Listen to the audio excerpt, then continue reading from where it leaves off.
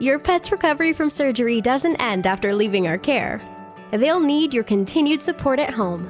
Here are some things to keep in mind. Depending on the procedure, it's important to restrict your pet's mobility for at least a week after surgery. It's critical that your pet avoids running, jumping, and any other activity that could damage the wound. They should also remain inside except for short, leashed potty breaks. Since they'll be spending a lot of time resting, be sure they are comfortable, being mindful of temperature and noise levels. It may also be helpful to confine your pet to an area of your home where their activity can be limited, such as an empty room or even a large crate or kennel. Anesthesia used during the procedure can take up to 24 to 48 hours to completely exit your pet's system.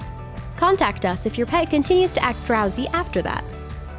You can offer your pet half their normal meal portion a few hours after arriving home, and if they have the appetite, the rest about an hour later. Dividing up this first meal decreases the risk of nausea and vomiting. Unless we've instructed otherwise, water shouldn't be restricted. An area on one of your pet's front legs may have been shaved when we administered an anesthetic or sedative. If this area is bandaged, you can remove the bandage after you get home unless we instruct otherwise. Don't be alarmed if your pet has a mild cough for a few days after surgery.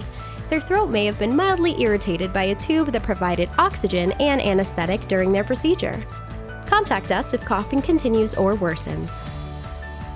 Your pet may instinctively try to clean their wound by licking it. For this reason, you may have been provided an Elizabethan collar, e-collar for short.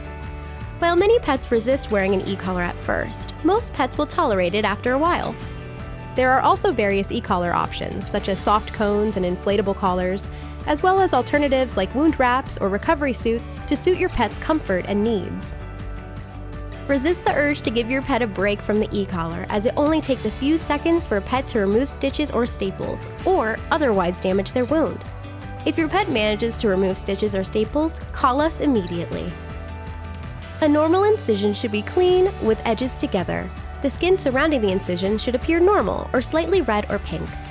Bruising may also be present or can appear a few days after surgery. You may also notice a small amount of blood around the wound for up to 24 hours, especially if your pet is active. Call us immediately if blood drains constantly or excessively, if blood is present for longer than 24 hours, if there's an unpleasant odor, or if there is excessive swelling or redness of the skin. If staples were used during your pet's procedure, we'll remove them during a follow-up visit usually scheduled 7 to 14 days after their procedure. If sutures were used during your pet's procedure, care may vary depending on the type of suture used. We will let you know if removal is necessary. If your pet was sent home with any medications, be sure to follow the instructions on the label carefully. If you are having difficulty giving the medication to your pet, let us know so we can help. While recovering from surgery isn't much fun for you or your pet, it's critical for helping your pet return to normal health as quickly and safely as possible. Let us know if you have any questions. We are here to help.